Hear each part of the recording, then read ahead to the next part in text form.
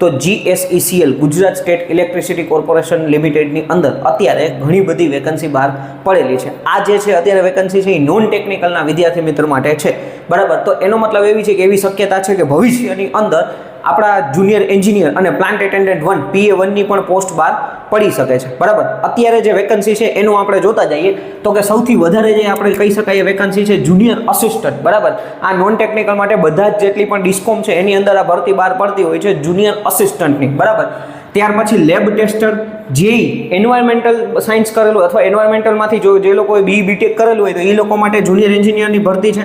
પછી JE metallurgy department, બરાબર. કોઈ બી મેટલર્જી ડિપાર્ટમેન્ટમાંથી કરેલું હોય તો એ લોકો માટે જેઈની ભરતી છે અને નર્સ માટેની પણ ભરતી છે. અત્યારે આટલી વેકન્સી બહાર પડેલી છે. નોટિફિકેશન છે એ આપણા વોટ્સઅપ ગ્રુપ અને ટેલિગ્રામ ચેનલની અંદર મોકલી દેવામાં આવેલી છે, એટલે એમાં ન જોડાણા હોય તો ડિસ્ક્રિપ્શનમાં લિંક આપેલી છે, ત્યાંથી તમે જોડાઈ શકો છો, બરાબર. આનો ફૂલ વિડીયો ડિટેલ્સ વિડીયો છે એ હું આપણા ચેનલ ઉપર ટૂંક સમયની અંદર નાખી દઈશ, જેથી તમને આઈડિયા આવે કે ભાઈ કોઈ નોન ટેકનિકલના વિદ્યાર્થી મિત્ર હોય તો કે ભાઈ એક્ઝામ પેટર્ન શું છે, કઈ કઈ રીતના આની પદ્ધતિ છે, એક્ઝામ પદ્ધતિ ને એ બધું, એટલે એ આઈડિયા આવતી જાય. પણ આ નોટિફિકેશનથી આપણને એટલો આઈડિયા આવે છે કે ભાઈ ટૂંક સમયની અંદર બની શકે કે જુનિયર એન્જિનિયર ઇલેક્ટ્રિકલ માટે અને પ્લાન્ટ એટેન્ડન્ટ ઇલેક્ટ્રિકલ ડિપ્લોમાના વિદ્યાર્થી મિત્ર માટે પણ ભરતી આવી શકે છે. Okay, thank you friends.